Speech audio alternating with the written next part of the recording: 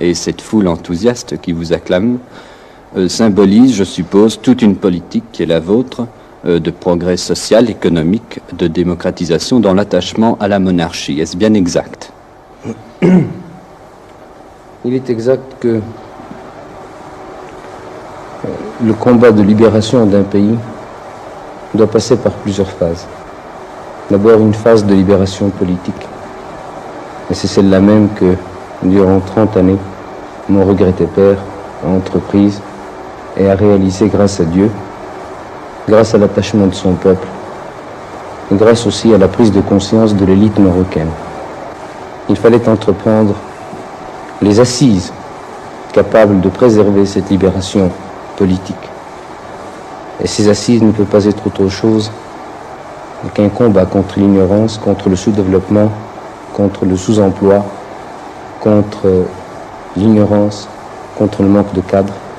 Car étant un pays sous-développé, mais conscient de son sous-développement et voulant en sortir, il fallait absolument entreprendre cette libération.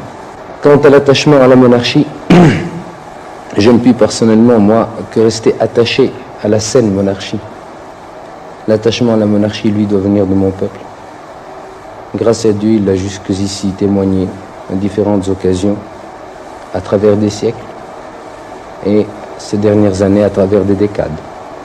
À travers bien des péripéties, jamais il ne s'est départi de son attachement à ma famille, à la personne de mon père, attachement qu'il a bien voulu reporter sur moi.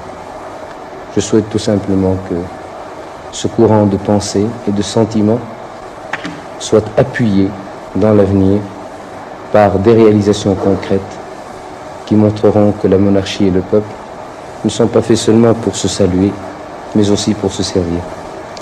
Mais il y a une opposition au Maroc, comme dans bien des pays, opposition que vous laissez d'ailleurs fort démocratiquement s'exprimer. En quoi ces buts seraient-ils différents des vôtres? Je ne saurais vous le dire parce que jusqu'à présent, ou elle les a mal exprimés, ou elle ne les a pas exprimés du tout. Le GPRA prône l'organisation d'un Maghreb arabe uni. Et il prône en même temps l'organisation d'une Algérie de type socialiste.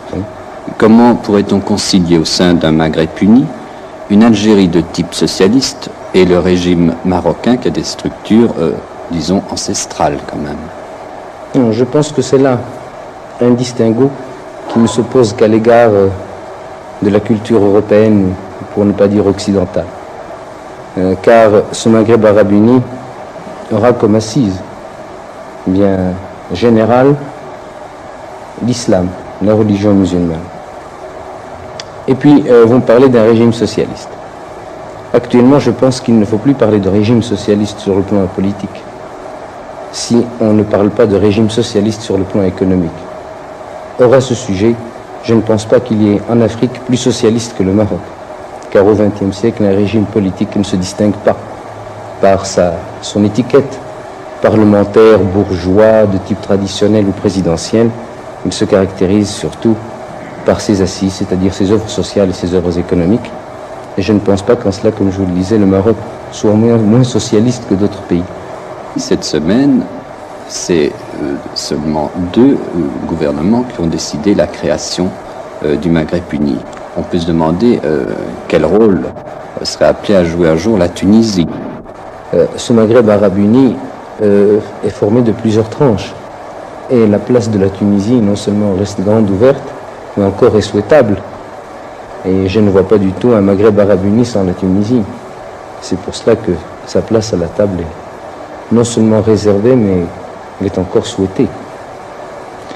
Si la paix se faisait en Algérie, quelle forme de collaboration pourrait exister entre les divers pays du Maghreb?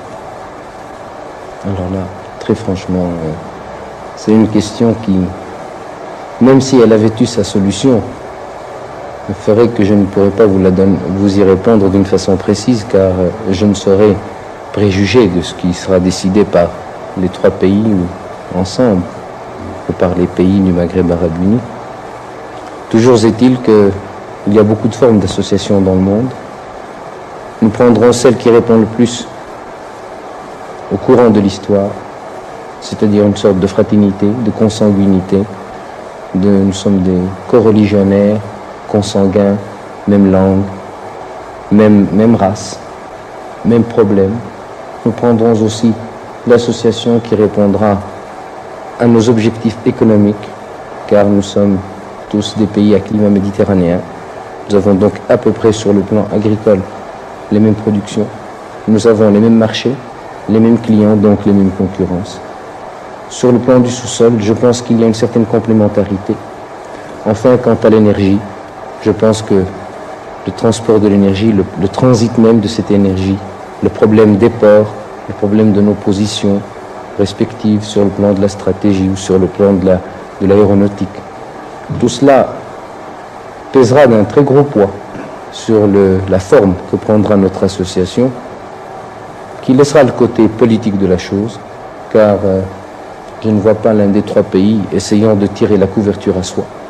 Cela n'est ni dans la nature saine des choses, ni de nature à préserver l'avenir, mais je pense que nous prendrons surtout des assises culturelles, économiques et sociales, et que nous laisserons le côté politique de côté.